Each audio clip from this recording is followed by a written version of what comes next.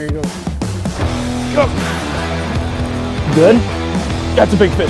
Full hand on tail. Yeah, looks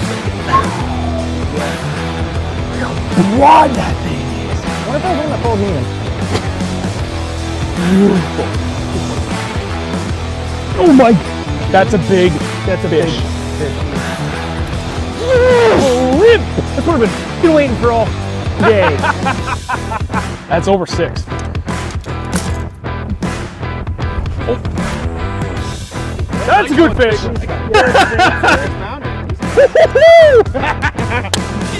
Donkey. That's a heavy spot. Oh my God! Please get the net! Please get the net! I got you, buddy.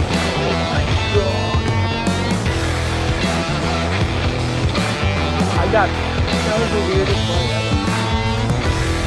There you go.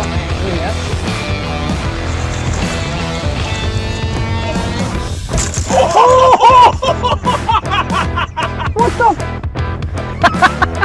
Oh yeah, he's got another 4.5. Oh my God! This might be it. If I can land this fish. Holy sh! 5.06. She's thick. Oh my God! Oh my God! Holy! What a beast! Dude, that's it! 5 4 pounds smaller. I need a picture. Oh wow! That might be a 4. That might be a 4. Yeah, it's a 4. You're gonna show that off to 4 pounds 12 ounces. Holy! Trailer just getting that. Yeah? Yeah. Dude, that's unbelievable. He's still swimming. What happened to Mick?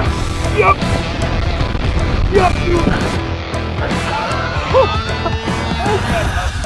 5.3. Sorry for freaking out. My first fish of the year. There we go.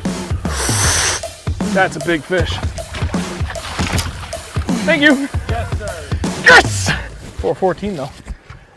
Gee. Not too shabby. Good evening, everybody. How is everybody doing this fine Wednesday evening? 8 p.m. It's Wednesday, everybody. It is Wednesday, yeah. We have in the chat already Ryan bringing the shame, G. Hayes, Gordy, Gone Bassin, hey friend, MD, David, Dave, Mark, Z-Fish, Kevin, Brian, and happy 2023 to you too, Brian. Yes. We have not a lot to talk about tonight, but at the same time we do. We meant to get to the 2023 goals last week. We didn't. We're going to do that tonight. And I want to hear from you guys. And more importantly, I want to probably dissect some of these too, because I'm curious, based on what I'm going to see and hear, I want to dive into that. I want to go into the nitty-gritty details. Who else is here? Ooh, little Tommy and Scott. Hello, friends. Thank you all for joining us as usual. Hopefully it's a good show. Hopefully you guys are entertained as we always try to aim for it. Before we do get started, though, if you haven't done so yet, please drop a like on the stream and donations. If anybody is willing to donate to the channel, would greatly appreciate it. You can do it one of 3 ways. One, right here in the chat on YouTube, if you are set up to do as such. Or the other option is in the video description below, there is the information for both our PayPal and Venmo. Anything you guys are willing to submit to us is hugely helpful and appreciative. Thank you very much. For channel memberships, you can do that too. If you go to our YouTube homepage, go to memberships, you can sign up there, and we're gonna kick ass with that for 2023. I can promise you that. We're already a little behind the ball, but we're gonna get caught up. I promise you that. New Year's resolution: change all of the gray names to green. I like it. What did I put? Oh, I did put it. So one of the things I keep playing around with, that's kind of like one of my goals, but it's like a kind of behind the scenes goal that doesn't really pertain to fishing. It's all business related, as it were, is continuing to play around with titles for the live streams, trying to hopefully better differentiate it, figure out how to get like hashtags and like above the video title, which helps with the algorithm. And, maybe, I don't know, I'm just trying to, I'm working on things. So we'll see how it goes. Oh my God, Ryan, you're the best. Holy Gifted 5 crap. Real Northern Bass You memberships. just force them to spend money. You're an absolute beast. So David, Ben, Joe, Sean, Mass Big Baits, you guys are all members. That is amazing. I gifted my own brother. He's like, can I take it back? Joyous Fox. Hi, guys. Happy New Year. What was your first fish of the new year in New Hampshire? Nada. We fished in Vermont. Nothing yet. We're gonna talk about that. Let's talk about the elephant that's not the elephant in the room. We are no longer 603 bass. And if anybody that missed that, should probably go back and watch it, or you can hear the 30-second explanation. We're no longer 603 bass. We are now Real Northern Bass. It is official. This is us. This is us here. Yeah. I mean, kind of saw the writing on the wall. Christ. 6 minutes in, dad joke. New record. It just made sense to do it. I have nothing but love for New Hampshire. I like the name. It was a good placeholder to get me started. And I mean, none of this was supposed to happen. I just needed a temporary creative outlet, and then now here we are, however many years later, however many thousands of subscribers later, and it's just, I don't know, man. It's been a wild ride, and I'm enjoying it. But at one point, almost exactly a year ago, it was over. Was it the end of 2021 we were toying around with the idea, or was it the beginning of 2022? I think it was January 2022. We had that discussion, like, maybe we should change the name. And it was a while ago. It was a while ago, because the first video we made to announce it was in March 2022. That's how long we were sitting on this. Because there's a lot of work involved with doing all this. But we got it done, and that's the important thing. It's just a much more all-encompassing name for what we do. And on the plus side, it has been nothing but exceptionally, overwhelmingly positive feedback thus far. The reception has been amazing, so we thank you guys for that, for coming along the ride. I'd really hoped it wasn't going to be an issue.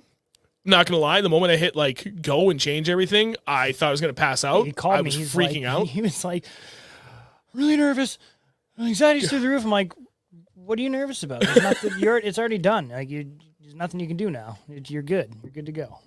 Yeah, you're right. Still fucking nervous, though. I was. Dude, I was literally shaking. It was, I don't understand. I was really nervous that it was going to blow up in our face and everybody was going to be like, oh my God, I can't believe you're changing. And literally nothing's changing. Like, nothing. For how we're going to do things, it's only going to, like, continue to hopefully get better for what we're doing for content, because that's, like, things that you started to see for differences in videos. We're just going to continue to push forward with that. And it's still just us. Like, it's not the name that makes it special. It's the fact that it's us two goobers that just go, we like to fish, and we figure out a way to communicate what we're doing, and it works. So what do we do? We just go fishing, and now we're here. Yeah. Ryan, thank you for answering. Mark there. Appreciate it. So there's that. And weekend fishing report. Yes, join button. That is the other way to do it. Forgot about that. Sorry. Weekend fishing report. We went to Lake Champlain on Monday. How far, here's the question while we talk about this. How far are any of you willing to drive on a regular basis? I'm not talking like a once a couple of months trip. How far are you willing to drive one way on a regular basis for a day trip to go fishing? Don't bullshit us. Yeah. I would say, I think we found our answer is about 200 miles. 200 miles one way. And that's to, like, Kings Bay area on North Hero in Vermont on Lake Champlain. And that's a 3.5 to 3 hour, 40-minute ride. Mm-hmm. But I've done that a couple times. It's really not that bad. It's not bad. It's just lots of Subarus getting your way. That's about it. They don't move. They own the road up there. They do. Those damn red Subarus. Every time on a ride home. Every time. And it's always as soon as we get, like, in the Keene area. Oh, dude, that 101 stretch from Peterborough Keene to Milford. Keene is where it starts. And then from there, it just gets worse. Every time. It sucks. But yeah, I would say that our average is probably 170 miles. No, I take that back. 150 is our average for, like, okay, that's our long drive, like, day trips. It's like, all right, where are we going this weekend? It's like, says, I was like, oh, boy, okay. So what time are we going to be at your house? 4, 3, 5? No, we're leaving at 3. Yeah, all right. Be there. Well, I left. So be at my house at 3. I left Ashton's house at 2:45-ish, like in between, like 2:30 and just before 3 on Monday morning. And we didn't get home till 7:30, 7:45-ish that night. It was a long, long day. But it was worth it. Definitely worth it. it was cold up there. Like the water was, like the temperature was nice. Like the air temp wasn't bad. It was 34 when we got up there. Yeah, it was surprisingly balmy given it was January friggin' 2nd. Yeah. Not too far from Canada.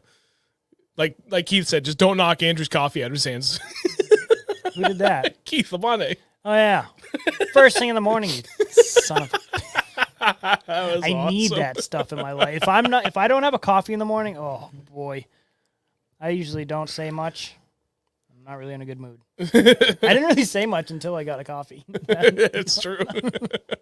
Good thing it was a short ride to the nearest coffee place. Yeah.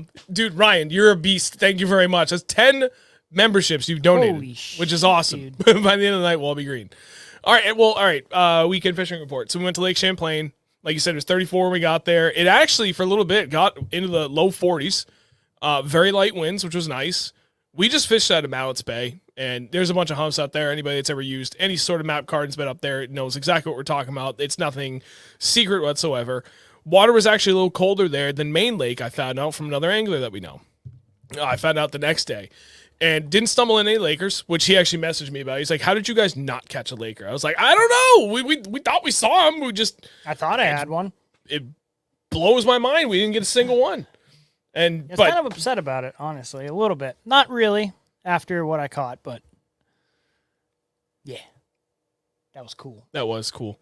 I mean, short and skinny, we got to fish Lake Champlain. The northern end of Lake Champlain, wide open water, no ice anywhere that we saw. We're the only boat there. With our buddy Dave, who is a licensed guide in New Hampshire. So if you guys are interested, I can put you in touch with somebody if you're looking for a licensed guide. Pending I can't get mine at some point in here too, but he's a good dude. And he knows what he's doing too. And it was cool. First spot we hit, water was 37 to 38. And first spot we hit was kind of a dud. Second spot, after Dave joined us, like Dave hooked into one and like he let it go. I hooked into one. And as I'm like unhooking mine, Andrew hooked into one. So I was like, all right, just like that. All three of us got a fish on the boat. And that was awesome. And then it was an absolute grind after that the rest of the day. Yeah. Fucking January. What do you want? Yeah, no, seriously. It's cold. It's tough. The bite's not going to be on fire. Well, depends on. Apparently, we sometimes it is. So there was another Especially up spot there. I wanted to go. And I was talking to a guy I know on Facebook, Jed, and he was. I know roughly where he was. He was a little further north of us. Dude, they hammered walleye, like tons of walleye and big walleye. Up there? Yeah. Oh man. Not the ramp we were going to go to. It was actually a slightly different one. Okay. But it wasn't that much further. And I almost was like, well, if we go up there, we're in the middle of everything. So let's. But I was like, I just want to simplify my trip. It's a long enough drive as it is. Only in hindsight. I don't regret the day that we had, but I do regret that like we could have gone out and caught walleye. And I've only caught these little rinky dinky walleye on the Connecticut River, and they were catching like walleye, like they were catching good ones. I would love to do that. I'll show you the pictures. They had a good day. And he got 2 4-pound smallies. Hey, there you go, DJ. You finally fixed it. Nice job. With Northeast Bass. Wait, I think I saw that post. You probably did. Big walleye. Oh, yeah. Yeah, I definitely saw that. So, you know what? We'll go into the goals in a minute, but there's one more thing I want to touch upon that is pertinent to this time of the year. And like we've talked a lot about cold water fishing, but we're continuing to learn more with the forward-facing sonar that we didn't really kind of, I guess, truly appreciate or understand, however you want to say it, until we actually got to see what fish were doing. I'll touch upon that in a second. Right, Miller, I'll drive 5.5 hours, fish Champlain with my brother for sure. Yeah, it's Champlain. Everybody make that drive. I tell you what, if the St. Lawrence River was like 5 hours or closer. Oh, do we be there every weekend? Yeah, we would. I would do that in a day trip, like hands down, but it's like 7.5 hours. It's a little too far. 10 hours of driving, 8 hours of fishing. It's a long day. Yes, it is. For a day trip, about the furthest I go is 2 to 3 hours, but passing so many other Great Lakes on the way makes it hard not to stop sooner. Yeah, no, I hear you there. Water is open. Water is up and open on Winnie too. So weird in January. Yeah, too bad you can't fish it. Stupid managed crap. Nothing in Mallett's Bay on blade baits at the Suckhole entrance. So this is the second time we've ever fished mallets. So I'm not familiar with that. We did get all of our fish on blade baits, except for one I did tickle up with the Demiki rig on live, which was awesome to watch. It's cool. Like, the resolution on those isn't like super great, but it's not bad. And you know what I'm talking about. For others that don't, like, most of the fish are kind of just like blobs. Yeah. Until they turn, and then you can like really see the definition of their fins, and it's like that's a good sized blob, and then you can see it like distort as it changes position. And every good sized smallmouth we saw, like when it turned, all of a sudden you saw a smallmouth, Yeah, and then it was like actual profile of a fish, and you're like, oh, that's actually a big fish, and then it swims up your bait like, oh, and then nothing. Dude, that was cool to see. So. Forward-facing sonar has been helping, but has not been helping us to put fish in the boat. We've been using it to kind of like, okay, now we have like an easier way to confirm there's fish in the area versus just seeing right below us. We've been using it to scan around, but we've been continuing to fish the way we have been, with a few exceptions. You know, like when we be getting to the same spot we would Demiki rig. Well, now it's like you can really see what the hell's going on down there, and it completely changes things. So we're like, okay, we're really going to screw around with this and have fun. And we get locked in on that for like a half an hour. And then we're like, okay, we're done. We'll go back and just like keep fishing the way we always have. I thought what was really cool is like being able to see the schools of perch and bluegill and whatever down, like down super deep. And like they'd come up in little schools. You see a bunch of little blobs coming up after your bait. Like, oh, they're cute. I'm not going to catch those. But come on. All right, let's move on. It does make it easier to understand what you're looking at versus like a school of like big white perch or a school of what I would assume would be yellow perch based on like different sizes and how condensed they are. And then being able to tell the difference between like those two things and then a small school of smallies. Because you'll see that often enough. Like we've run into that how many times? With traditional 2D sonar, it's like, oh, that's a really good mark. And then the last second that line splits. You're like, ah, shit, I got bamboozled by two little perch again. Mm-hmm. But you can't get fooled like that with the live now. So it's nice from that, but it was cool. There's a slight delay from what you actually see to what's happening on forward-facing sonar, at least on the active target. I don't know if that's the same for all of them. So, like, when you're Demikiing, we've learned that there's like a half-second delay. So as that fish got up closer, I was watching the screen, then I just watched my rod tip. And you don't actually have to on a Demiki rig. Every single bite you get on that, for me at least, has been like, donk, like they hit it. So it was cool. And then the last point I want to make, one of the best things, let me back that up a second. One of the things that we've talked about often about fishing this time of year is we have stressed how slow you have to go. I'm kind of rethinking that after the things we've seen the last couple of weeks with the live. I'm not saying you need to speed up. I wouldn't say you have to speed up, but I don't know. I mean, we really haven't put that much time into fishing like jigs with the live, but they're moving around a hell of a lot more than I thought they were. I mean, way more active. You like thinking that you're fishing extremely slow and you think the fish are just sitting there, just waiting for something to go by. They're not. They're absolutely not. They are cruising around still pretty quick on the bottom. Like Sean had a couple when he was using the Demiki. They'd come up and they'd just kind of go down to the bottom and scoot right under it and then just keep going. Like they wanted nothing to do with it at all. Oh, yeah. They were cruising around pretty quick, and I mean it's cold down there still. Like I said, 37 to 38 degrees. That's cold. That's like now we're at the threshold where we're definitely getting better. Which I mean, it's nice. We haven't gotten skunked yet, but it's like this is usually the point of the year where it's like, okay, now it's a struggle fest, and then usually that first 2 to 3 weeks immediately after ice out, like on a body of water that's been completely locked in, that's now just freed up. Like that's a really tough window still that we're still working on. But this time of the year, like this really late, sub 40-degree water, it gets hard. But we've been getting better, and I don't think the forward-facing sonar played any effect in it, but I always had the impression that these fish were just, like, not doing a damn thing. And that might be the case, like, you know, in 2, 3, 4 weeks, if we start getting, like, your typical really cold weather, go down to the Cape and might see fish that are, like, you won't see them unless you bop them on the head and scare them and they come out of the mud. And there's a few times where we saw that, you know, you drop a bait down, it doesn't look like there's anything there, and all of a sudden, whoop, little blob detaches itself from the bottom. But yeah, even with how cold it is, those fish were moving a lot more than I ever thought they would. And they relocate from spot to spot fast. That was the other surprising thing. You figured like you get on a good spot, especially based off previous experiences, like, oh, they're just going to be here and then we're going to hammer them. You know, they might shift a little bit, then they'll reload or they'll cool off and then they'll fire back up again or whatever. Yeah, no, they just fuck right off. They're gone. And like way faster than we ever thought it would happen. Like a little school would come in, maybe get a fish on it, but 9 times out of 10 we weren't getting fish in any of the schools that we really saw. No, yeah. They were just, it was still on long casts.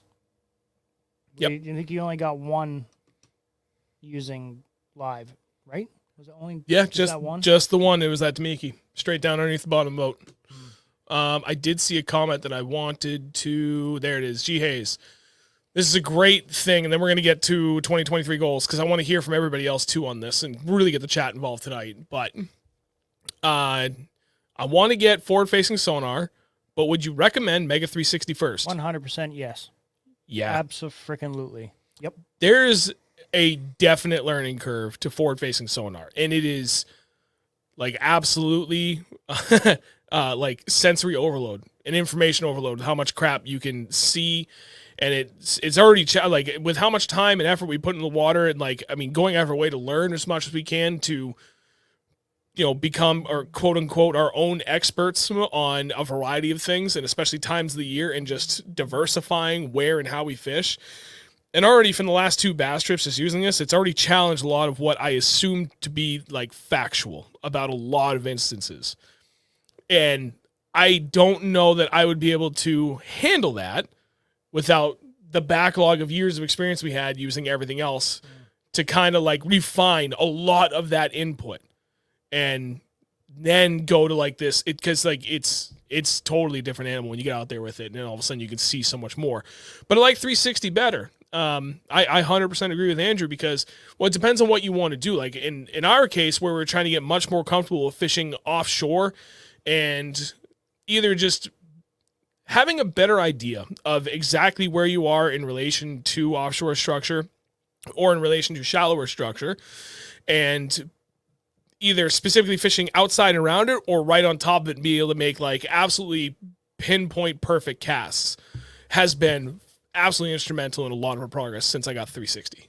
So it's totally worth it. And it's, I don't know, I think it's hard to beat, and it is nice to be able to see exactly what you're fishing. Like side imaging is great. You can see a ton of stuff, but then you get a much better, clear idea of what exactly is down there when you sit over the top of it with Mega 360.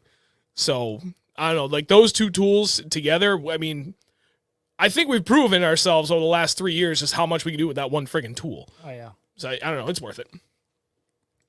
Oh, boy. I'd like to see what the bass are doing right after ice out. So I'm glad you said that because there's one pond in particular, we were talking about it, the old honey hole. The one we go to like every spring. The one we usually 4 fish? Pound Rock. Oh, yeah. Yep. Then there's that back stretch, nice, like steep, but it's only like 12 feet deep in the bottom of the bank.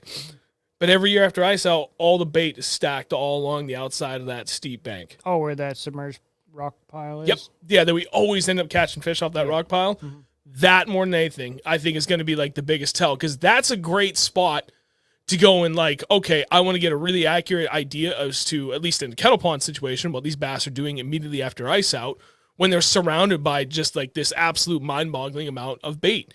I am already extremely intimate, and we both are, with this pond and what it has for structure over there, and then the overall seasonal patterns. And like, there's this one stretch that is money every single year. That's where they just are.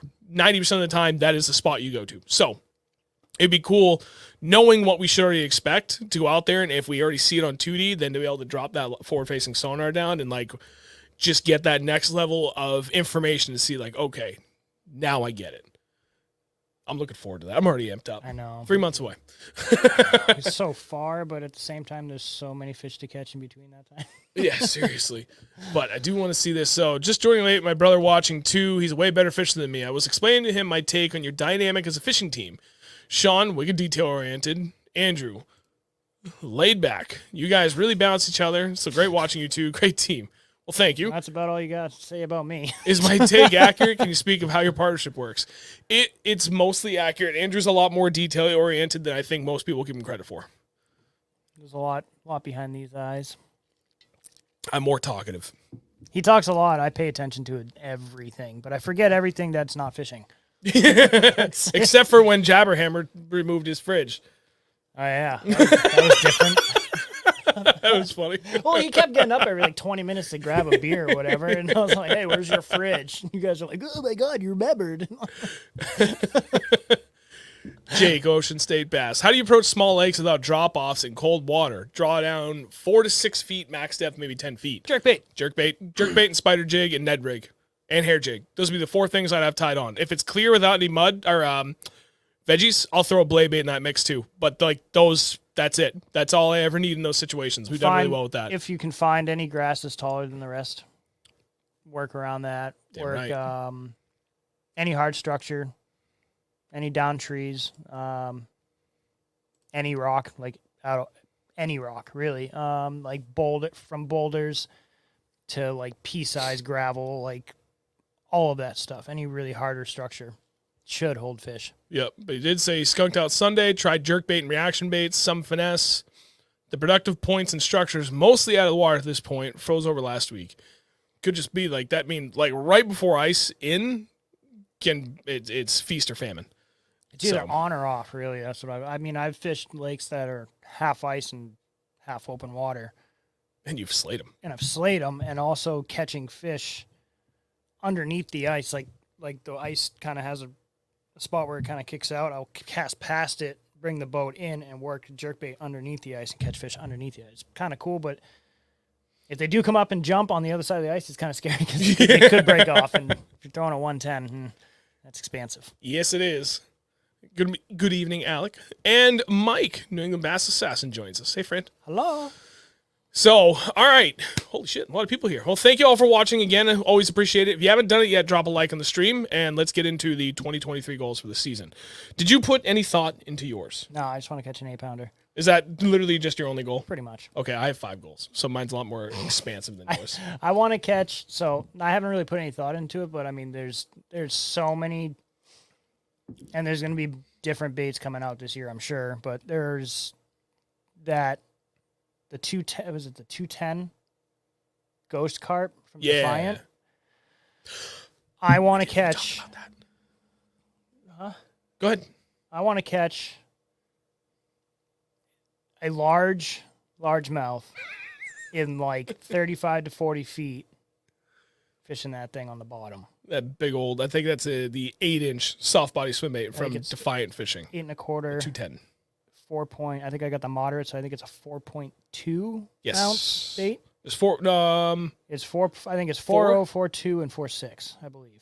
Yes, correct. So you did get the moderate sink. On the plus side, because I had literally slow sink. Because when I was at the Northeast Swim Bait Expo in March of 2022, I got 2. I got the bass pattern and the rainbow trout pattern, and they only had the slow sink. I was like, no worries, I'll just stuff some nail weights in there. And on my Huddlestons, it only took, I think, 2 5 30-second outs nail weights. And that changed the rate of fall in that pretty extensively. The Defiant had to work a little bit harder. Dude, I put more in after you did. Because I wanted to sink that thing down to 50 feet. So we have and granted, again, as he just said, we're trying to get this down to 50 feet as fast as we could and keep it on the bottom. So we were going excessive. We had 8 5 30 seconds nail weights. That's a lot. 40, 30 seconds. Anyway, do the math. That's a lot.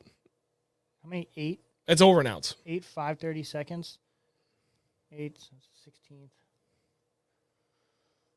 That's a lot. I just told you the answer. How much? It's over an ounce. Okay, it was over an ounce. I think. No, wait.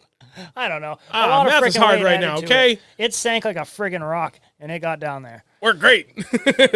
So, and on that topic, we do have a new sponsor for 2023, which is awesome. Defiant Fishing reached out. They picked us up, which is great. So now we have a line sponsor and another soft body swim bait sponsor, which is phenomenal. Mm-hmm. And more than anything, that was a tried and true deal before they even approached us. I was at the Swim Bait Expo, And I got to see our buddy Joe LaBarbara, and then we got to meet Oliver and Riley. Well, I got to meet them for in person finally. How and was I doing? You sick or were working. was working? I went down there on a Saturday. Yeah. Yeah, but and it just like Lakeside Outfitters hooked us up. Like they had the baits, so I bought the baits, and they threw in a free spool of line. We're still using that spool of line. Like even as of last weekend for all those stripers, the soft casting fluorocarbon from Defiant Fishing, the 23.6 pound, literally spooled up our rods, at least me, 2 rods in April. And it still worked. I caught 20 stripers on it, including a 30-incher. And I think also I had that other 27-ish incher on it before I even was like, I should probably retie out of an abundance of caution. So it was like, that was a no-brainer because that was all tried and true on our end. More than happy with the action on the swim baits. They're like, hey, you want in? Absolutely. You're kidding me? Yes. Great. Yeah, no, for real though, that swim bait show will melt your credit card fast. There's nothing cheap about that trip. I mean, nothing. Okay, some, but like 90% of what you're going to buy there is like, it's expensive. So really, just that's it? Your one goal is catch an 8-pounder? Well, I mean, He's going to change his tune slightly when I tell him what my goals are. I will. Go. Okay, you go, then I'll rethink mine. But yeah, as of right now, at 8:32 on Wednesday, January 4th, I want to catch an 8-pounder. I need to go. I wrote mine down, and I could try and remember them, but if I just read what I wrote, make it 10 times easier. Okay, you're going to like this. So, I actually have 5 key goals. And there's always some other stuff on here. But before I say it, I want to start hearing what your guys' goals are for 2023. And especially if it's something that's like well outside your comfort zone, let us know. And let us know if you want us to like kind of jump into that, dive into it a little bit, and we can talk about that a little bit and hopefully kind of point you in the right direction for what will help you get that going and hopefully be successful with that this year. So for me, number 1, and this is top of my list, is gain more confidence in glides. Not just with catching them, but just being comfortable using them and not catching fish. I think you got it. You just need to frickin' stick to man up and throw the thing. Yeah, I did get better with it towards the end of the year, but it took me until the end of the year. it. Yeah, you're right.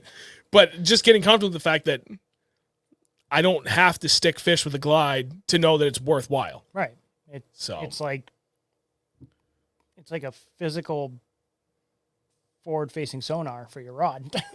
But I no, you're right. And I want to continue to work with like changing cadence and stuff just to draw fish out. Like that's a bait you don't have to catch fish on it to make it worth your while.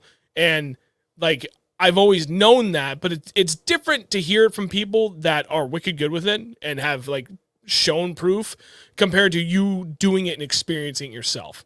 And once I got to really experience it multiple times to see just what it does for calling fish out, to help you like really understand what class of fish you're fishing around, it totally changed my perspective. And I want to continue to go down that road.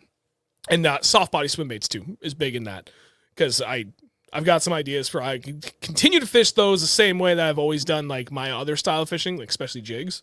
So there's that. Number 2, get as knowledgeable and confident in my forward-facing sonar as I am in all of my electronics. Already well on our way on that, so that's an easy one to bang out. These last 3 are all kind of along the same lines, but win one tournament this year. We are returning to the tournament scene this year. I've already made up my mind.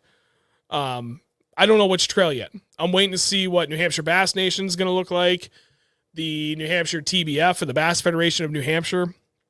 I actually looked at the Toyota series for MLF, but I think that's going to break the bank for me this year, so I don't think I can go that hard yet. But as far as I know, you can actually sign up for individual events on that. And there's one on Lake Champlain, and then there's one on St. Lawrence River, but the only problem is it's in Messina. So it's a long run back to areas I'm already know and I'm familiar with. So I haven't decided on that yet, but it's like a 30-mile, 40-mile run. Yep. we'll probably end up doing, like 1 or 2 of the Ben's tackle tournaments anyways. We may do 1 or 2 of the Merrimack Valley Bass Anglers. But I'm very specifically gearing up to fish one whole tournament trail, finally, because I finally had the vacation time to go after it. My kids are old enough that I can get away from the house for a little bit for literally just 4 weekends of the year where it's like, okay, I need to leave for a few days, and like this is literally all I'm going to focus on. So wife, kids, love you. I'll see you in a few days. But I want to do extremely well this year, and I finally have the time for the first time in my career to actually do this. So that's the plan. Number 4 out of 5, dirty 30 on 5 fish. We hit 27 pounds this year. I think we can hit 30. I think we can. Especially after everything we learned about targeting bigger bass more consistently this year, the extra tools that we have. I'm feeling confident we can finally hit that dirty 30 this year. Yeah. Oh, yeah. Yes. I'm not going to say, oh, yeah, absolutely. No, but yes, I think we do have a good shot. Because, we never really set a goal of going out and catching a dirty 30. Like, that's... No, it's always been like, can you imagine? Okay, let's just go catch some fish today. Let's try and get at least one big fish in the boat. And that's usually like what our goal is. Let's just get some fish in the boat, and then we'll go from there. I think we can do it. I think we can. This is the first time in my life where it's like, okay, now we can actually kind of like not plan on it, but like set it as a legitimate goal, not like something we can luck into. Like all of a sudden, like, yeah, we always go out there trying to catch big fish, but it's not often you get 2 6s in the same day, or like a low 6 and a really high 5. It's like, oh, and then you get like a nice high 4. It's like, oh, hold on, wait a minute, we're on to something here. And now with everything else that's going on, it's like, okay, maybe. But now with everything we've done, I'm like, I actually feel confident that it's more likely to happen because we can make it happen along with a shit ton of luck. Let's not forget that is still a major key component in this. Oh, yeah. You still have to make the fish bite your bait. Yeah. Which is the hard part. But prior to this year, it would have been 100% luck. Not based on what we knew what we were doing, I don't think. Well, I mean, to an extent. But now it's like, okay, yeah, I think we can do it. We know where to... Not 100%, we don't know exactly where the fish are going to be at a specific time, in a specific depth, in a specific temperature. No clue. But we do have the knowledge to know that they should be here at this time, in this depth, on this structure, in this water temp. They should be here. So to be able to put that all together and use the right bait and the right cadence to be able to draw those fish out and actually eat, I think we do have a good shot to do that this year. I concur. Last but not least, goal number 5. I want 25 plus pounds on 5 smallies. That excludes the St. Lawrence River and Lake Ontario. I want to do it somewhere else. So we legit haven't even, 25 pounds. I legit. I mean, in all fairness, we still haven't even done it up on St. Lawrence or Lake Ontario, but well, the conditions that we've been given when we go up there have been pretty dog shite. Shit. So, I mean, I wouldn't say no to doing it up there, but I wouldn't count it. If I'm going up there, then I'm more focused on, like, if I hit like 28 plus pounds on 5, then I'm like, okay, now I'm like, I feel like I did something impressive. But 25 pounds up there on 5 smallies is kind of run of the mill for most of the season. So it's like, But you do that somewhere else in New England, now we're talking. Mm-hmm. So those are my goals. And a lot of them are just kind of like silly milestones versus, the other 2 that are much more like progression based, which is what I typically focus on. But DJ, I'm curious to see how many people have actually stuck 25 pounds of smallmouth in Champlain. I don't think it's quite that common. 20 pounds all day long. Oh, yeah. Trying to get over that 22-pound hump, especially when you look at like tournament results, doesn't seem like it happens all that often. Not impossible by any means, but I can think of a couple places that. Yeah, I can see a largie all day long. Smallies, though, I think you'd have a better shot at 25 pounds on 5 smallies in Candlewood than you would in Champlain. Probably. I hear of a lot more bigger smallmouth coming out of Champlain or Candlewood than Champlain. That's my opinion. Don't shoot the messenger. I am the messenger. Shoot me. I am the messenger. Shoot me. So on the topic of tournament trails, Thayer's Trail and Douglas Trails are good. I looked at Thayer's. I looked at Reynolds. There's more to them. I want something like New Hampshire Bass Nation where I can just fish for the season. And then that allows me to do the 2 things that I really want to do. That there's a reason, well, there's multiple reasons why we haven't gone back to like a full tournament trail the last 2 years, despite talking about it often, is when it comes down to it, like every time I look at it, it's like it's literally like March the last 2 years. We talk about it, we're getting ready to like make plans, and then it's like, or we could just keep traveling and fun, like, and fishing and continue to expand on our knowledge and get comfortable fishing in different scenarios and like kind of force ourselves. And it's like, okay, that sounds way more fun. So I still want to do that. That's a huge part of what has helped us progress as anglers. So I want to continue to do that and push myself versus like Bass Nation would be cool because it's 4 tournaments. It's good money if you get into the top 5 spots. So it's worth your while. But it's Winnipesaukee twice a year. I know I got to learn Winnie at some point anyway. I know there's good quality largemouth in there, but I got to figure them out. We don't have to, but like I really want to because when every time we go up there, we do fish one of those tournaments. I piss and moan about it the whole time, and the traffic absolutely does suck. But there's usually only one tournament of the year where you got to do it where the boat traffic sucks. Oh, it is. And then after when that, it sucks, it's not bad. It is terrible. It's sucks would be like an improvement over what it really is. When we stopped out in the middle, literally like the dead center of the Broads, like I had to piss wicked bad, so we stopped. I usually stand on the mount for the Talon. Yep. And like piss between the Talon and the motor, just so I have something to hold on to and people can't see this tiny little thing. I could barely even do it. Like we pissed in some pretty bad waters and bad winds and this, that, and the other. I could barely even do it out there. Like it was just like, oh my god, this thing's going all over the place. Like, settle down, microburst. Oh, Christ, you hear that thunder? Oh my god. Yeah, maybe throwing some largemouth on Champlain. Yeah, but then I mean, yeah, you can probably do dirty 30 on Champlain if you throw in all largies, but I want 25 pounds on just smallies. Jesus Christ. That's my goal. We got close. We were at 23.8 pounds. On what? Just 5 smallies. Where? 2 years ago. Winter. Yes. December. Okay. So we've gotten close. I think we can do it. I did just see, I like this question. By the way, I want to hear you guys' goals, fishing goals or just any other goals. I don't care for 2023. But if you got fishing goals, I'd like to hear it. I like this question. Do you guys think a new New Hampshire state record is still swimming out there? If so, what time of the year and bait? 100% there is. I've seen it. I've seen it.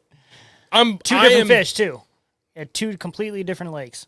I don't think mine actually was. It was big, though. It was, I mean, by far the biggest bass I've ever seen in my life, and there was no doubt about how big it was because it was literally in a foot of water on a bed that was about 4 feet in diameter.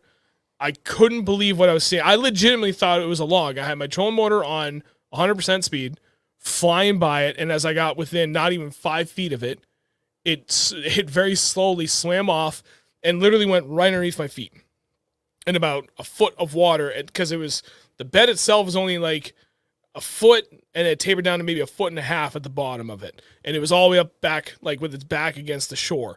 And it came out of there and swam across the whole the clean bed. Everything else is soft, dark, mucky bottom crap there. Cut diagonally across the bed and right underneath my feet. And I was about a foot off the edge of the bed because I was just literally going along, burning a buzzbait or spinnerbait, along, because that's what I've been catching them on. So I was like trying to catch one more as I'm leaving this place. And I damn near passed out. That fish was stupid. And then your fish where you called me. Yeah. I had to sit down. I was literally, I had my buddy Paul and his girlfriend on my boat with me, and they wanted to go out middle of summer. She wanted to go swimming, so I stopped in the middle of the lake. She jumped in, swam around, and then got back in the boat. And I went to another shoreline I wanted to check out because it's right next to a deep hole. And it was in the spring. I was kind of just searching around for beds because I know that there's a bunch of smallies and largies in this place. And I had previously caught 2 smallies. One was a 4.63 and one was a 4.78 or something like that, or 4.72 or something like that. I don't remember. There were 2 big smallies, and this place isn't big. Yeah, I forget now. Maybe 70 acres, 80 acres. Yeah, something like that. And I came along the shore. It's crystal clear water. And I thought there was a rock, so I was like, oh, I'll just kind of go over there and check that out. And they were talking. I was talking to them, and I just saw this thing move. And I'm like, oh, my goodness. I was like, there's no way I'm going to catch it. So I just put my rod down, and I just watched it. And it was, I don't even know how to say how big it was. It had to have been at least 11 pounds.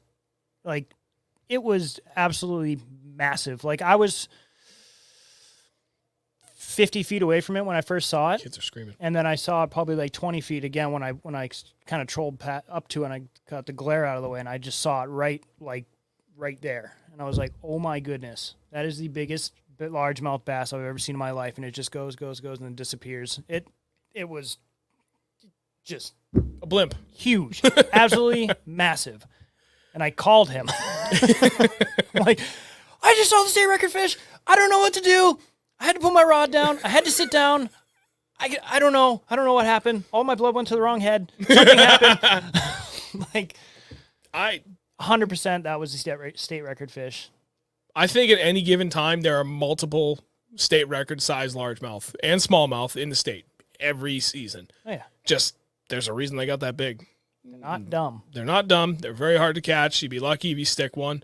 But yeah, no, I guarantee you, I would be willing to bet my year's salary that at any given moment, there's probably 3 to 5 state record size largemouth in the state, minimum.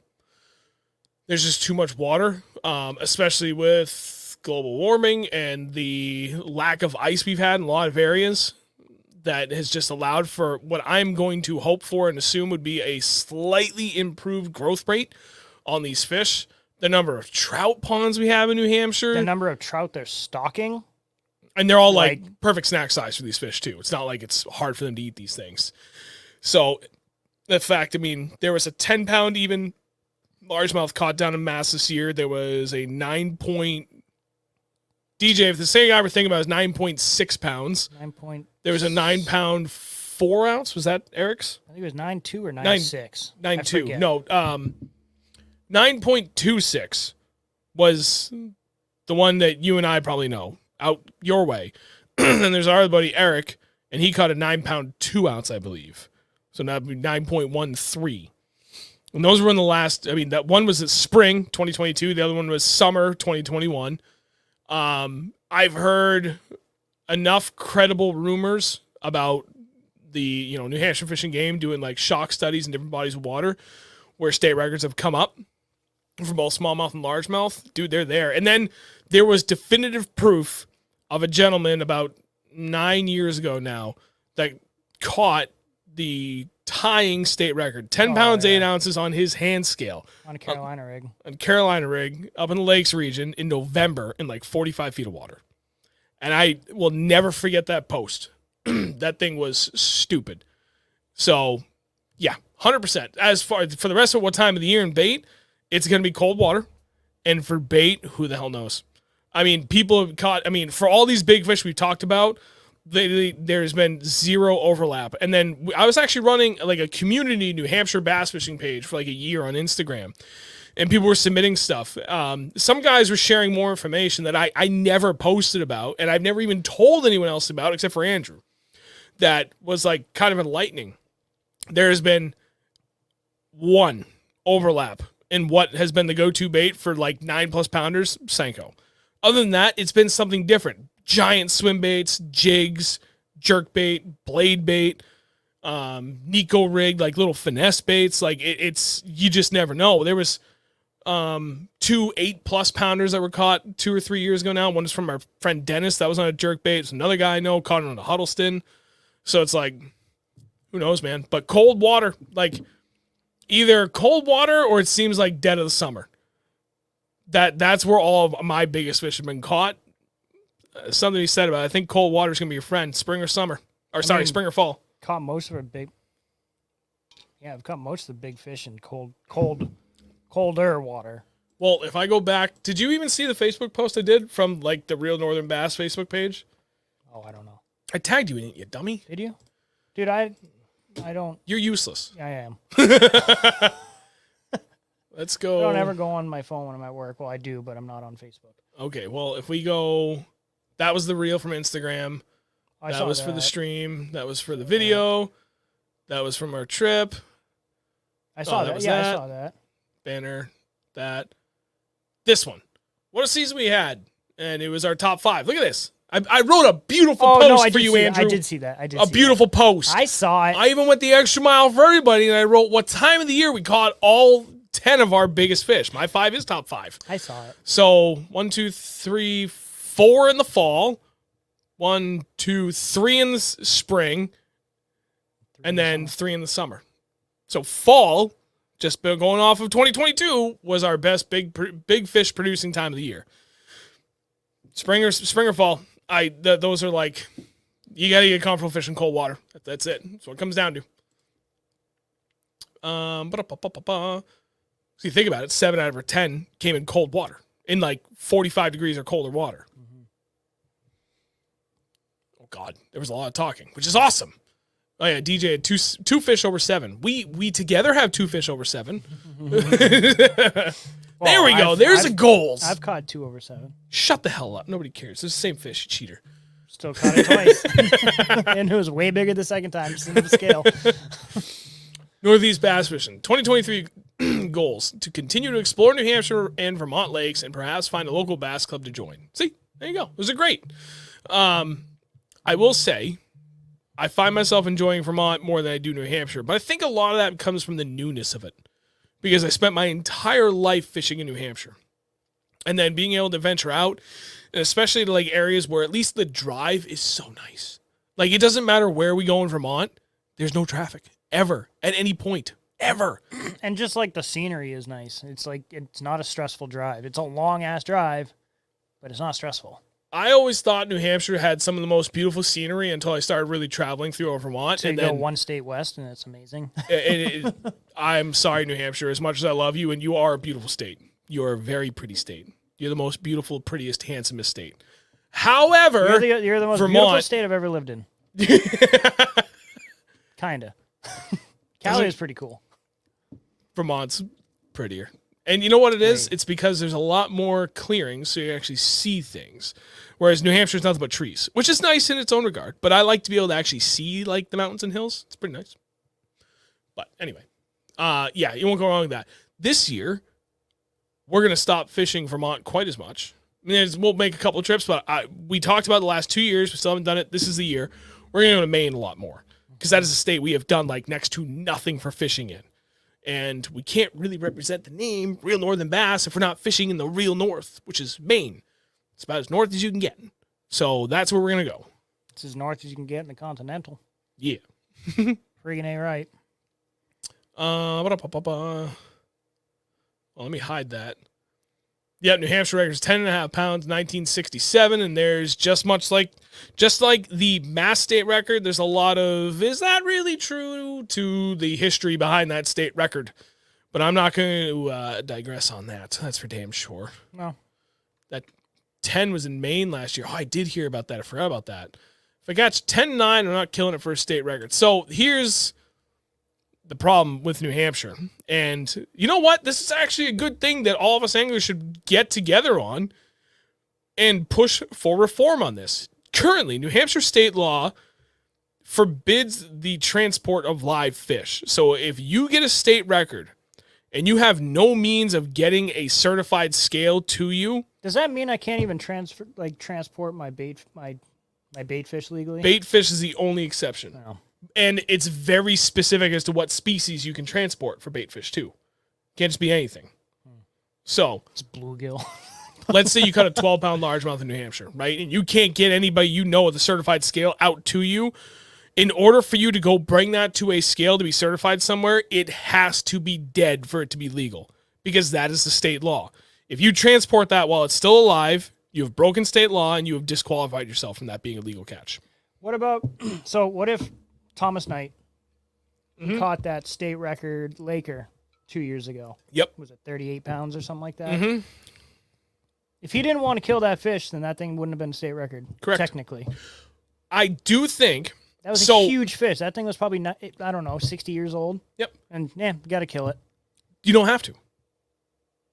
Here's where there is wiggle room inside of the law. The letter of the law states you cannot transport a live fish. Okay, done. It does also state, for it to qualify for a state record, and for guys that are in other states, like, I implore that you read up on what your state's rules and regulations are regarding this, because it's unique. It varies from state to state. For New Hampshire, you have to weigh your fish on a certified scale certified by the state, by the Department of Weights and Measures.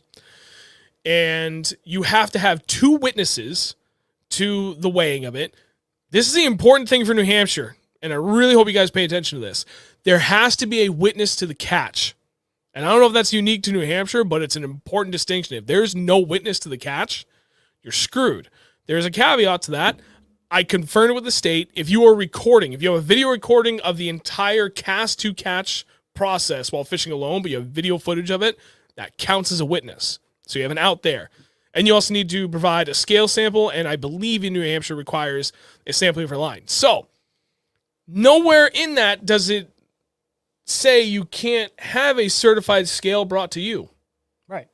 So if But you got to find somebody that has one and isn't lazy and not bring it to you. I tell you what, if you are like us and you happen to know quite a few people that run tournament trails, in which case I believe at least like some of those are certified by the state, you call up one of those guys, or you call a friend that knows one of those guys, and you tell them, I have a 12-pound largemouth that is definitely a state record.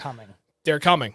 100%. I don't know a single guy that won't be there, and they won't probably have at least 20 people in tow with him to witness it too. Mm-hmm. There is an out to everything. You just got to understand what all the rules are regarding it and how to work around that.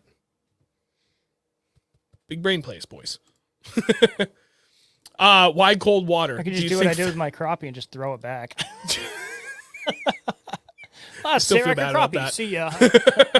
I don't really. I'm not a crappie fisherman, so. But it would have been cool. Hey, Mike. Hang on.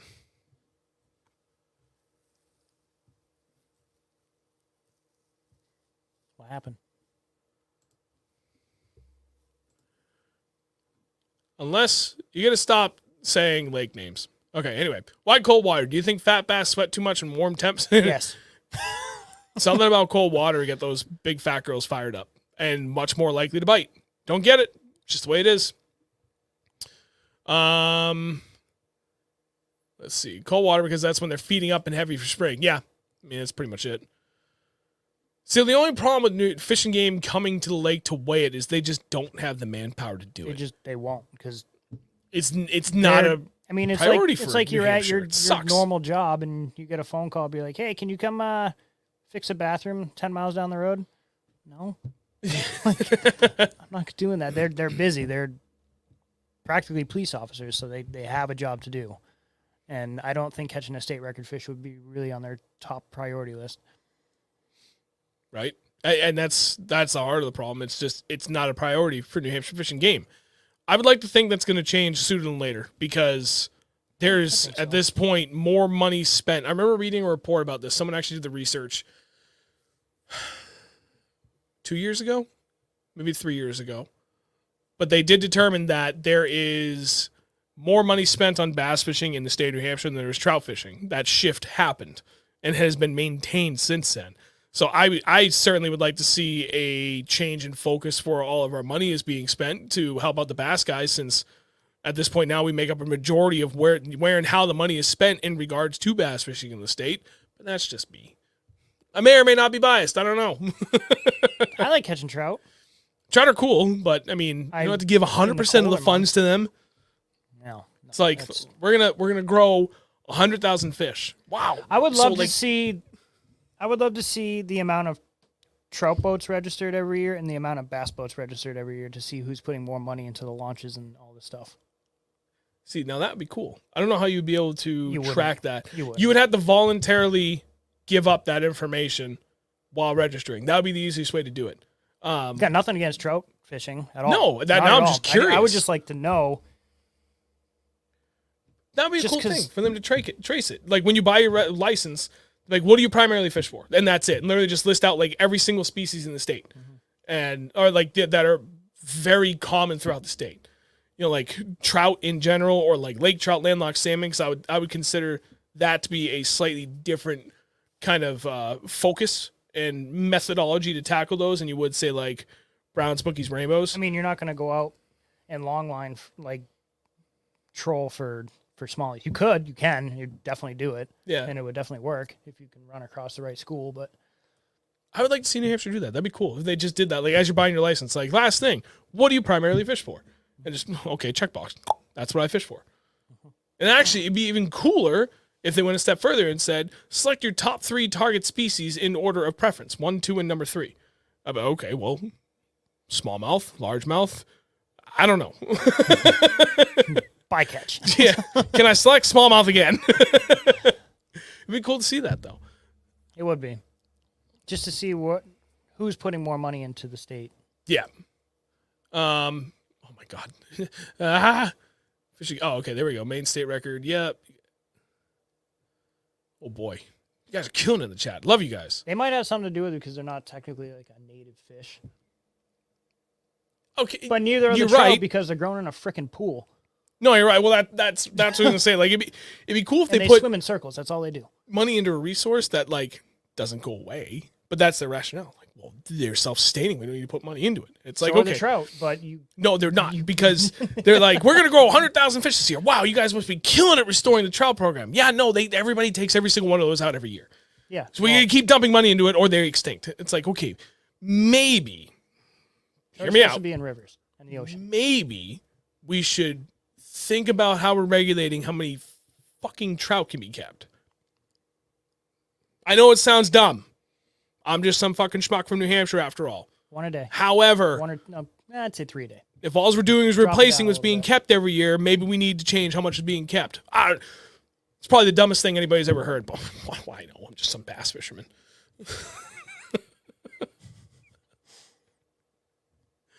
Vermont, yeah, there we go. Bobby Bass. Vermont fisheries are awesome. Damn right.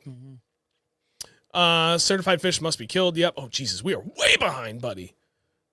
Awesome state record chat. Thanks, fellas. You're very welcome. Got you. New Hampshire needs to start a share linker program. I said that many years ago. If they did that for smallmouth, that'd be awesome. Sorry. What? Yes. Great. Largemouth.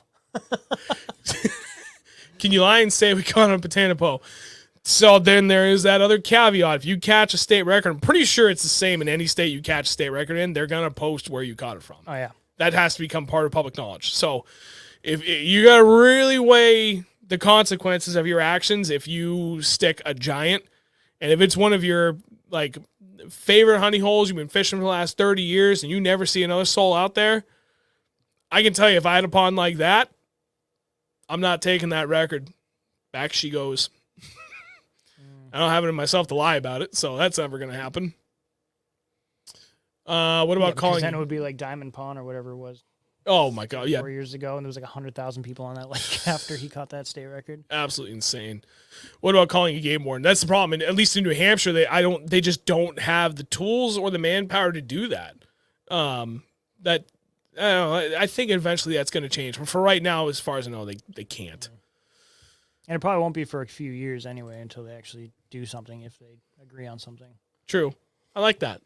Have we been to Amagog? What were we just talking about on Monday on our drive home? Yeah, we're like, where would you want to go? I'm like, Amagog.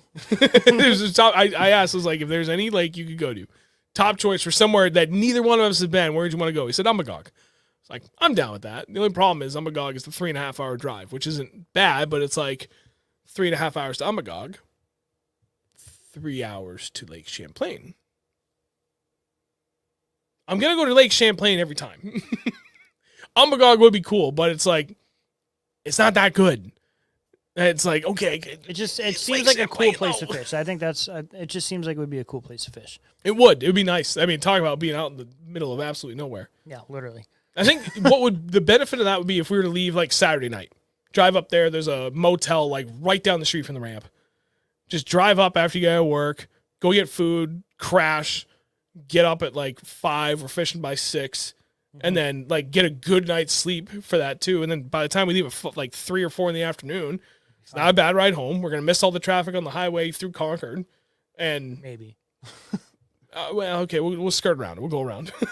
But yeah, it'd be like that. That would be good. Are they bombing weeds in New Hampshire like they do in Mass? Yeah, dude. They don't stop. They never stop.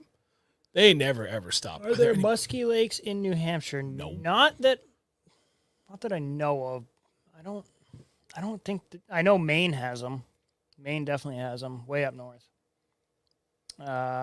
Supposedly in Mass, they tried stocking muskie. Did I say stalking or stalking? No, you said stalking. Muskie in some small ponds. I don't remember how many years ago. But I was reading something. I forget the name of the lake. I'm not going to share it anyway, even if I did know. Tiger muskie. There was, I think they are tiger muskie. Mm-hmm. But I there know what you're was talking about.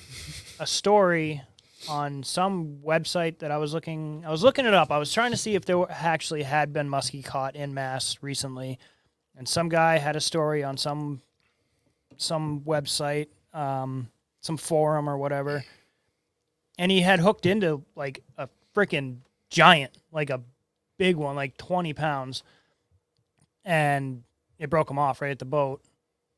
But yeah, I mean, I guess they're in there, they're down there. I'd love to catch a From that muskie. story, I believe it. I mean, the guy wasn't bullshitting. Yep. Oh, I saw this, and then there's actually one I saw from New England Bass Assassin I'm gonna get to next.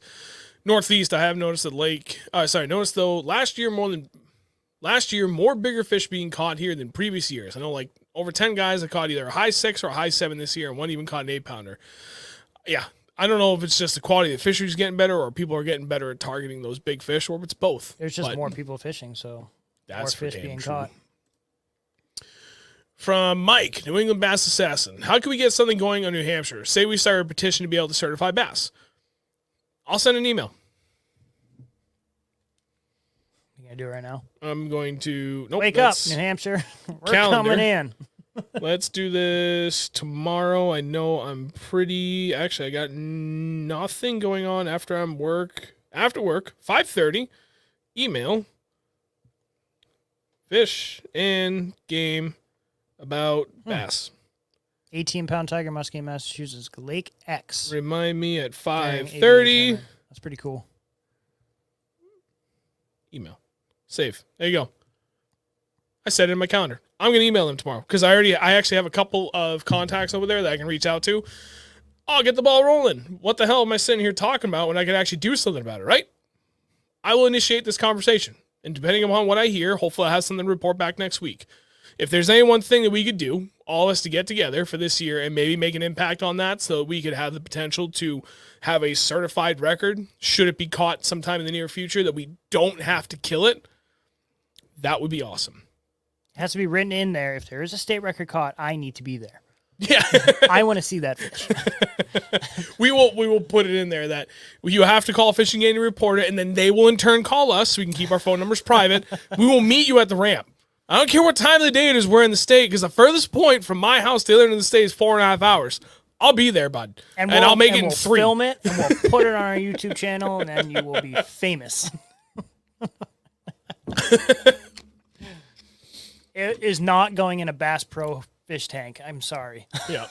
There we go. My goal for 2023 is to fish the first annual Real Northern Bass Derby. I want to do that. I am specifically waiting until all of the tournament permits have been issued for the year, which we usually don't hear about until end of January, early February if March serves, or and maybe even into March, but if memory serves correct. But it's usually like whatever you want for the next year, you have to have submitted, I think, before December 1st of the previous year. So New Hampshire's good about that. They make you get that information in early so they can get it wrapped up, and then they can disperse all the permits as evenly as they can. And then I want to work around that and try and find an area where it's like, okay, no other major tournaments going on. There's been, pick a body of water that's suitable for multiple boats. Isn't overly crazy. If I can, I'll try and do it in conjunction with the Merrimack Valley Bass Anglers, because a lot of those guys we're friends with. They're wicked good people. They have the equipment. We're going to make something like that happen for 2023. So that'd be cool if a lot of people can show up. I'll try and pick something as centrally located as I can, and we'll go from there. I mean, Winnie's pretty central. I don't want central for New Hampshire, but I'm thinking like if people coming up from Connecticut, Rhode Island, Mass, Maine, New Hampshire, Vermont, New York, if we want to pick something central, we'll have to put it up. Have to probably be somewhere in Mass. Then that really limits us. I know. It's gonna have to be. I don't know. We'll figure it out. There's plenty of options. It's just gonna mean that it's not gonna be quite as central as we want it to be. Unless we put on multiple. One little southern, one little northern, just 2. Ooh. Well, that could be fun. Pending the time. 2-lake tournament and. No, because that won't be fair.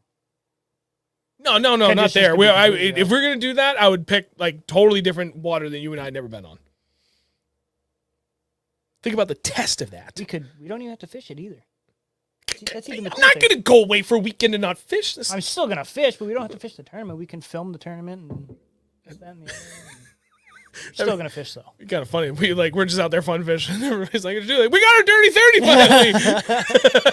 Second place, first place, 12 pounds. Sorry. Oh God. I heard they changed the permit process. It's a S show. That does suck. I do hate that lake. Has to be named. Oh yeah. I do hate that the lake has to be named. Yeah. Yeah. I mean, it is what it is. There's so many goddamn big fish in this state. Mm-hmm. I mean, they're out there. There's plenty of them. Every pond, I'm guessing, has at least an 8 or 9 pounder in it. Yeah. Like decent sized pond. Keith, that's what a lot of people end up doing. So you're spot on about that. Another goal. Here we go. Finally, Joey B, 2023 goal. Get GoPro set up for cast to catch. That's a lot easier for you than you think, especially if all you care about is cast to catch. You can set your GoPro in, it was at one point called looping mode.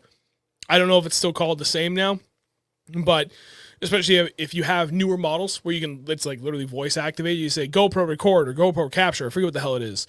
And it's essentially always recording, but it's like wiping itself every 20 minutes. So the moment you set the hook, you can yell, GoPro record, and it's going to go back to the beginning of wherever that loop was and start actually recording and saving from that point. If you do that in tandem with throwing a battery pack into it so it can run, say, like 12 hours straight uninterrupted, there you go. Easy peasy. If you want, message me and I'll help you walk through that, because I guarantee that I more know about GoPro setups on a boat than like 98% of the people out here. Not just here either. I mean, like here, everywhere. I have put way too much time into understanding what it takes to make that shit work all day and in a variety of conditions. I'm pretty confident I got nailed down. I'm happy to help. Pretty sure the Hero 8 does do that because they've been doing it since, I have the Hero, just the original Hero way back in the day, and that had looping too. Fishing Game built a brand new ramp in Nashville, the Merrimack River. It would be fun for an event. I would not ask anybody to go out there and risk that. Spofford would be cool, but I think it's really hard to get a permit for there because where do you park? There's no parking. The real pisser about fishing in New Hampshire for a tournament is you're only allowed to take up at most half of the available parking spots at any spot. And a lot of those places that would be good, at least from the parking perspective, they do not let you do a weigh-in at the ramp. So that's like the other half of the challenge. That's why so many people go to Winnie, because it's just easy to host any number of boat tournaments up there, and every single one of those ramps has a good weigh-in location the state doesn't care about. So there's a lot of challenges involved when it comes to that. Gordy, you want to catch a pike? We'll bring you fishing. And you might even catch your PB, too. We should bring him out. We need to bring Gordy out. We do need to bring Gordy out. Gordy, you're coming fishing with us this year. Speaking of Gordy, my 2023 goals are to break my PB largie, 5 pounds, 8 ounces, or smallie, 4 pounds, 4 ounces. I'd like to catch my first pike also. Okay, so in April, you're going to come with us up to a specific area in Vermont, and you will probably break all 3 in the same day. It's quite possible. Yeah, I'm not saying that like to be cheeky. I'm like 100% serious. Mm-hmm. I'm pretty sure you and I have talked about it, and I'm sure you and Andrew have talked about it. You have to come up with us. If it takes multiple trips, we'll get it done. But it is legitimately one of the few places you can do all 3 of those in like half a day. It'd be cool. I want to see that. And catch a 10-pound brown.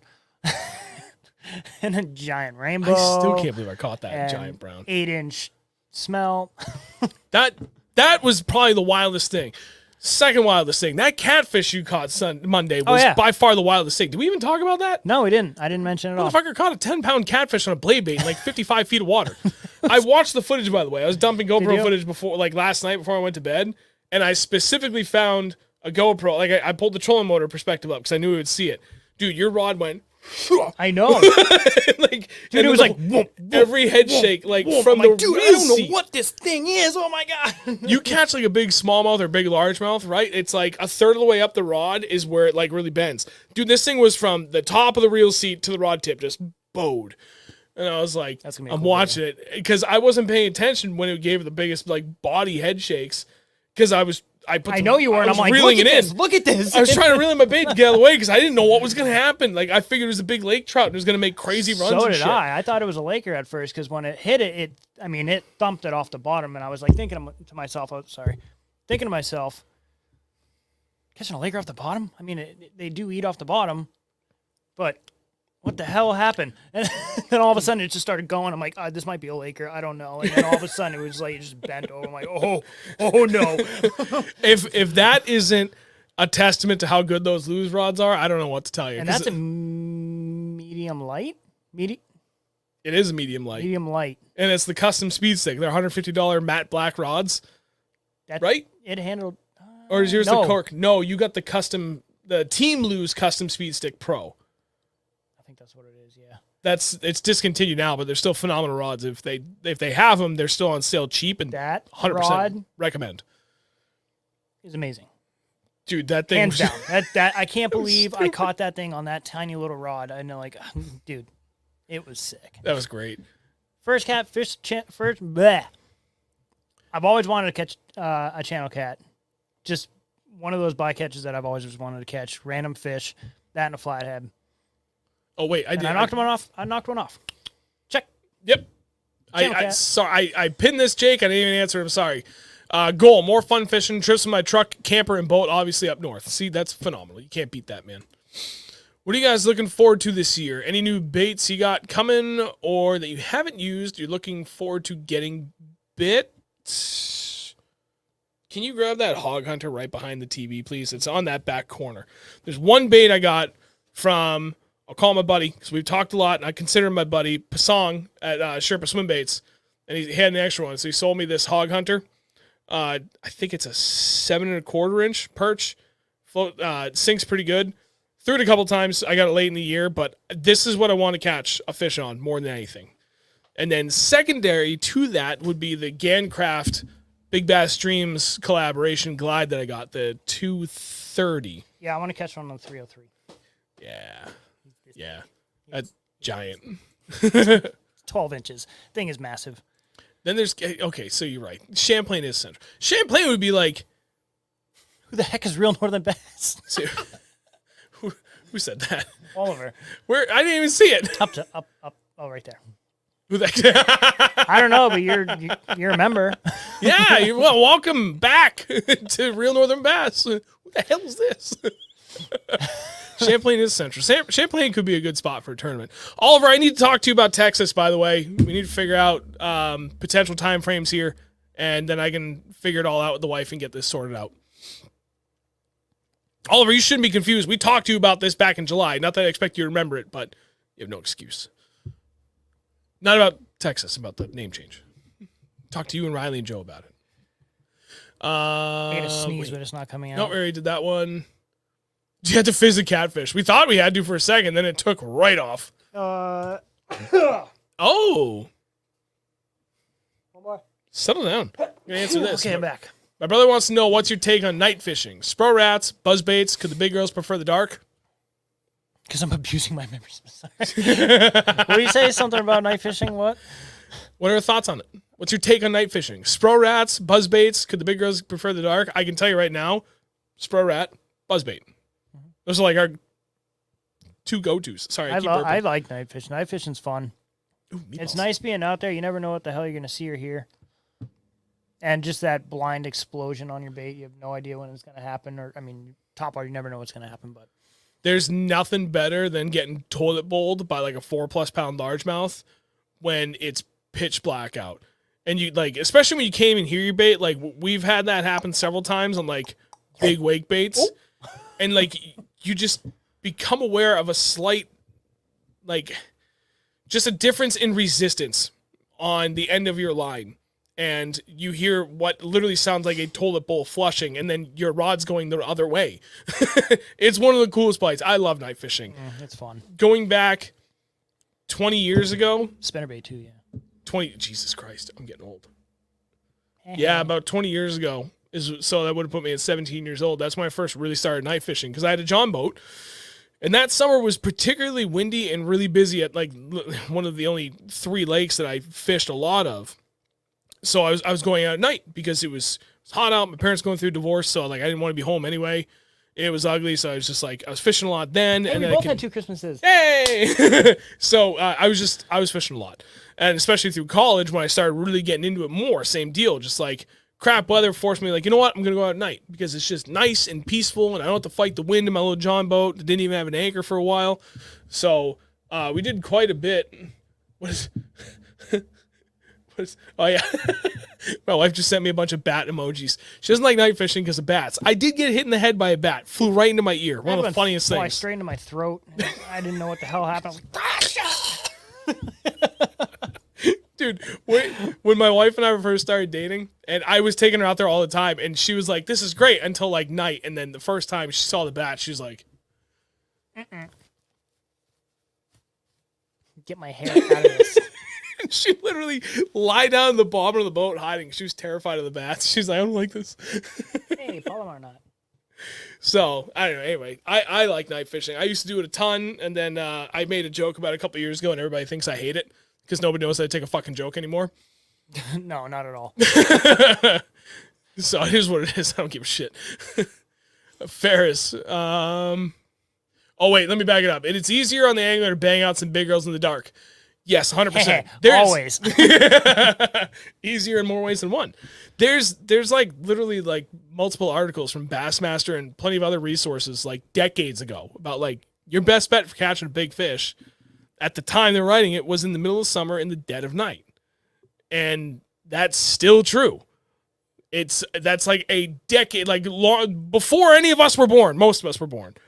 That was the thing. And it's funny how like it seems to have made this resurgence in popularity like the last 5 years. And it's like people out there pretending like, or just through ignorance thinking like, dude, you gotta go at night. It's like the greatest thing ever. It's like, yeah, I know. I fucking read about it in Bassmaster when I was like yay big, when my dad used to fucking read all those magazines all the time. It's nothing new. Ferris, my goals. Work on Ned, drop shot, and crankbait. Get a new, those are 3 really different things. Get a new PB Smallie. Kayak fish 2 new bodies of water. Okay, goal number 3, easy. Goal number 2, what's your PB Smallie currently? Goal number 1, those are like 2 similar and 1 entirely different thing, but I like it because it's diversifying your Everything. Yes. I want to know what your PB is, Ferris. Me too. Caught more big bait, bigs at night than any other. That hog hunter is sexy, dude. It's nice bait. I really like that. Cute. Throw that hog hunter now, dude. No better time. All right. Well, I might be down on. I don't know if I want to say the name of the pond. I'll be down in the Cape Cod area on Sunday, I think. If the weather plays right, I'll be down there for a last-minute tournament on Sunday that I was invited to. It might not be a tournament. It might just be like a handful of boats out there fun fishing together. I don't know. We'll figure it out. I'm going to fish it solo. Get my teeth kicked in. It's going to be great. I am not fishing this weekend. No, you're going to be a good boyfriend. It's my girlfriend's birthday, so I'm going to Responsible. hang out with her. We're going to hang out together and do boyfriend-girlfriend things. Oh, wait. Whoa. Wait, throw the hog hunter now. Yep, I'm lying, just being a jerk. Better get you some citizens on this last drop now that he stopped production because the flippers. Whoa, hold on. Why is he done until further notice? What did I miss? Because that doesn't actually suck because as much as I like them, I really like the CHR swim baits. That dude's awesome and his baits are phenomenal and they're cheap and they're easy to get. So as much as I like the citizens, not really torn up about it, but I am curious. What the hell did I miss? Well, I mean, if you're not going to buy, if they're not making it, I mean, that dude Jay Love, I think his name was, Yeah. he makes pretty much the same exact thing. Yeah, true. Big ass spinner Is baits that at a night. bass, I think. I love spinner baits at night. Remember when we were out there this Spinnerbaits, yeah. summer? And I had that giant black one, that one single Mondo Colorado blade on it. And I'm like, this is going to work. Oh, yeah. Donk. We're catching, when me and Jeff, we went night fishing once, and I was catching a bunch of crappie on a square bill in the middle of this lake. And then I switched over. I had got, from Gordy, I got one of his glow-in-the-dark spinner baits. Yep. So I hit that thing with my flashlight, cast out, first cast within like 6 seconds. I caught like a 3-pound largie. Hell yeah. It was sick. where you see a lot of bats. A crawler, I swear, imitates a bat hitting water and trying to escape so well. I bought one of those Megabass eye wings, the 135, I think it is. Oliver, help me out. Black one? Yeah, it's not in here. It's somewhere. It's in one of my bait boxes. I think it's the iWing 135. I think it's pretty dope. I want to get the Sherpa one though, the next, because that thing looks sick and it's tried and true. That's the next big bait to add to my list for this year is that Sherpa. I meant to get it last year and I never ended up buying it because I'm an idiot. Kept screwing up. Jigs and soft plastics work well after dark as well. The craws come out after dark. Thank you. When I first started night fishing, this is back when I knew absolute fuck I caught all. my previous PB Smalley on a jig at night. Yep. That was 3 years ago now? Or 2 years? 4 pounds, 4 ounces. Yeah. One of my favorite things to do was on one particular pond. Again, I didn't know anything really back then, except for what I learned about this pond from fishing it since I was a kid with my dad. There's a swim area, and right adjacent to it, there's tons of mussels and stuff. I know what you're talking about. All the bait fish would go up there and feast on those at night. And as such, the bass would follow them. So I learned that if I threw like a big 1/2 ounce or 3/4 ounce jig and just like power drag it through all the middle of that crap, I was catching fish left, right, and center. Then my other favorite thing to do was to throw a deep diving jerkbait or deep diving crankbait through that. Because it would take like next to nothing to get it down, and it would just like dig and dig and dig and dig into that at a really slow crawl, and it just looked like a fish going like ham through the bottom of everything, and I would get trucked on that. Those are two of my absolute, and still is one of my favorite ways to catch fish at night. 2.4 pounds by PB Smalley. It's bullshit. I need to do better. All right, we can help with that. Remind me again where you're fishing. I want to tackle that before we call it a night. I want to tackle that. We'll get you squared. Jake! Oh, you are here, buddy. You playing my neighbor this weekend. It'll be pretty close. Really close. Is that pond with 2 names? A lot of tournaments go out there. 47-degree water temp today out in the Cape, Sean. Definitely worth the sink. Hold on. Man. And you skunked, Alec? Shame. I'm kidding. 47 degrees in the Cape. That's still really warm. I'm shocked. Really hold warm. on. We've been killing it for people watching tonight. Cannot thank you guys enough for that. If you haven't done it yet, please drop a like in the stream. It helps. It seems so stupid. It's really easy. Just please drop a like. It really, really helps with the growth and everything, and we really appreciate anybody that takes the time to do that. Stop introduction, I think, is renditioning the bait. I'm thinking he might be making a head harness for the citizens like the battle shad. Okay. Ooh, I like that. I like that. There you go, Gordy. I can make you a glow-in-the-dark spinnerbait. Yeah. You did. Candlewood night tournaments in the summer, they hammer spinnerbaits. Oh, God, that sounds like fun. What is my wife talking about? Oh, Gordy, my wife says she wants a glow-in-the-dark bait too, please. Hers is going to be different shaped. Maine, Sebago area. Buddy! Dude, you should be smashing them up there. Well, we may be up your way. No, not maybe. We will. We'll be up that way. We'll take you out this spring. We'll put you on one. We should go in the spring. Oh, that would be too much fun. I don't want to bedfish, though. No. Like late spring. Unless it's like a really on the cusp of the pre-spawn. Right. And we bring the flogger. And we catch some like donkeys in 25 feet of water that like all the rest of the fish are like, it's 55 degrees. We're up shallow. And then there's like that 6-pound like donkey small just sitting there and I'm like, bed. I want to catch that one. Where is that giant we saw? Where the hell was that? I don't remember. I know what you're talking about. I remember that, but I don't remember where it was. Austin. Finally caught my big smallie this year. 5-pound, 10 ounce out of Vermont in the Demiki. This year my goal is to skip the 7s, bust an 8-pound largie. Way too many high 6s for me. Dude, that's fucking awesome you've caught. My PB smallie is just a hair over 5 pounds, and it still bothers me, despite like how much time and effort I put into it. I'd kill for even like a mid 5-pound smallmouth. That would be phenomenal. But yeah, 5 pounds, 10 ounces out of Vermont and Demiki. That's a big fish. That's awesome, dude. Congrats. Dooby-doo. Oh, there we go. I was crunched for time in the original spot I couldn't launch at because of a closed access road. That sucks. So I had to audible to a place I had never been, and it was a relatively shallow place. Yeah, that's always tough. I'm curious.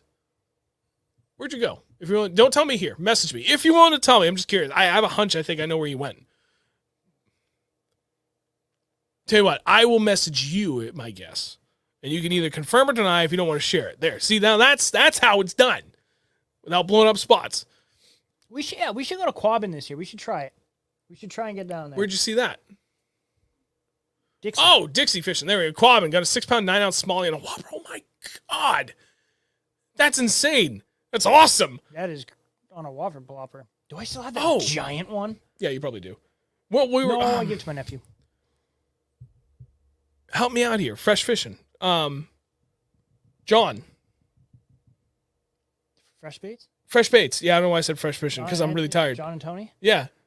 They go out there all the time. I know. We should hook up with them.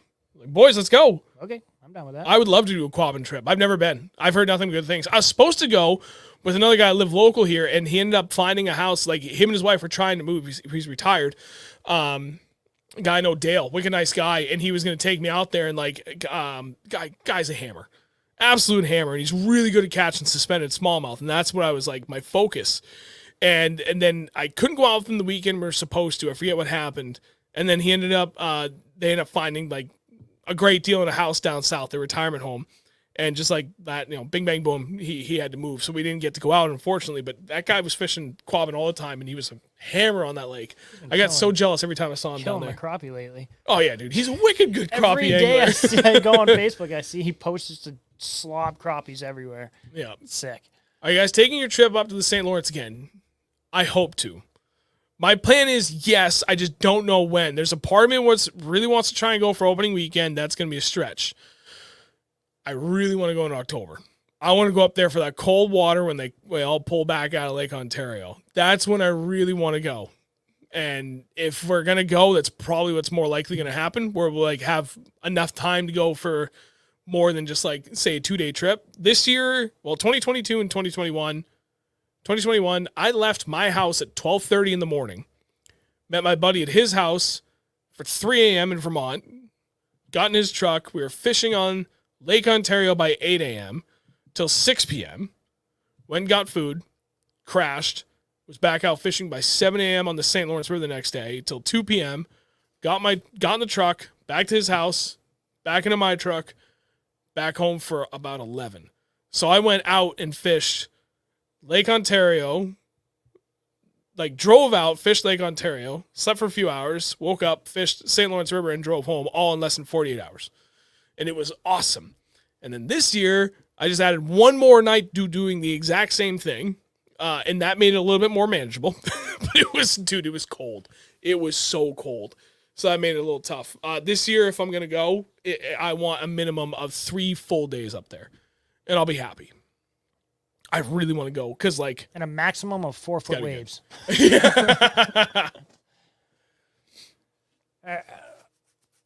Our bass boat's allowed in Quabbin. I don't know if somebody answered this, but yes. But there's horsepower restrictions, and like they have to be like completely scrubbed clean before you're allowed to go in. Like there's a whole ton of restrictions on there. It's easier just to go down there and rent one. Yep, either rent one, and like people that have boats out there, like they literally just buy a boat just for the Quabbin because there's so many restrictions about getting it approved to even go in the damn lake.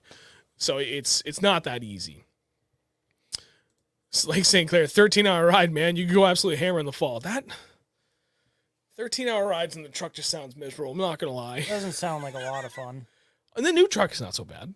No, new truck's nice. But the new truck's on a lease, and I can't afford to drive out that far. That would be a real ass kicker of a drive, I can tell you that. Tell you what, though, I cannot thank you all enough for just coming and hanging out and being like way more interactive in the chat than usual, but we also made it easier for you guys to do it. We got to hear from quite a few of you. You know what? There's actually one more in here. G. Hayes, I don't know if you actually said it in the chat, but I asked the members only on the community tab on the YouTube channel what your 2023 goals were. And you did say, get more comfortable with jig fishing. I'd also like to get over 6-pound smallmouth and over 8-pound largemouth. Going to concentrate more on big swim baits in 2023. That is damn solid goals, and you will not go wrong with either one of those. And I wish you the best. I itch a lot. Yeah. Okay, we're good. I have a goal. There it is. We have more than one goal. It's a goddamn good one, too. Okay, what is it? catch more than one fish at the Berkshire this year. On day one. You know what? Even if it's 100% increase year over year, we're still trending in the right direction, bud. And if I could get every single one of those big fish that follow my bait to the boat to bite, we would have had the dirty 30. over that. I'm not exaggerating. Like, we're not lying. Like, we're not trying to say it to bullshit our way through to make it, we were on a bunch of big fish. I think I Dude, probably had close to 34 pounds of fish follow my bait to the boat that day. Anywhere between 30 and that. Like, they were all just some of the biggest bass I've seen. Like, and it's not like they were like, kind of 30, 40 feet away. Like, yeah, dude, that looks like a 7. Yeah, no, they're like literally right before goddamn feet. They're coming within 5 feet of the boat just below subsurface. And as soon as I got it to the boat to try and start walking and moving it across the boat, like figure eight it, they would just turn and go. But there was like 2, 3 of them at a time. I would like to make that happen. Alec, goal is to fish the Berkshire this year. Take the weekend off and make a decision now. Dude, Come stay with us. I say we rent an Airbnb every year. There's been 5 of us. Last year, this past trip, and then the year before, it's 2022 and 21. And I usually find a really big house with plenty of parking. Do we have 3 boats the first year? No, Sean didn't stay with us. We had 2 bass boats and then a separate truck with no trailer. Plenty of room at every spot I found. And it ends up being cheap. It's like $150 per person for the whole weekend. I would like to stay at that same place again that we stayed at. Oh, dude, if we could stay there again, yeah, dude, it's a wicked nice spot. Yeah. Wicked nice spot. I'm in there like swimwear. I wouldn't swim in that lake. I'm not joking. By all means, like if you want to join us, more than welcome to. The place I found had more than enough room. It's an extra bed. We are really good at separating the snores into their own little kind of cute location. There is one caveat because I'm the one that takes the financial burden and time to set everything up. Because I'm already financially burdened. Always. I get first choice on bedroom choice when we get to said location. If it's the same house as before, that's an easy decision. If it's a new house, y'all motherfuckers wait outside while I go in and pick my spot. It's good to be king. I was sick, sleeping on a couch. John comes down, like, rests his hand on his head. Oh, baby, how you doing? What do you say to you? I don't know. He just, like, put his head on my head. Pumpkin. I don't remember. I was dead to the world. Delirious. He comes in, puts his hand on my forehead. He's like, oh, you're so really warm. Like, oh, no. Thanks. No, they should not do both days on that lake. No. Despite how much we've fished it, we get our dick kicked in both times we've been there for the tournaments. And then we go to a lake that we've only fished 4 times now. 4 times. Killed it. And we killed it both times. We did 2 times just for, like, first time was just fun fishing it. Right? Like, okay, let's get a lay of the land. And actually, I take that back. Very first time I went there was just me solo, and it was, like, purely scouting. I was just idling my boat around, using side imaging, Mega 360, 2D sonar, did a little fishing, but it was, like, 6 hours of just pure electronic work, and it was awesome. I loved every minute of doing that. And then the second time we went, I take that back. We've been 5 times now. I was off. Have you? Yep, the second time we went, you and I went, and it was like kind of fun fishing and a little bit more scouting.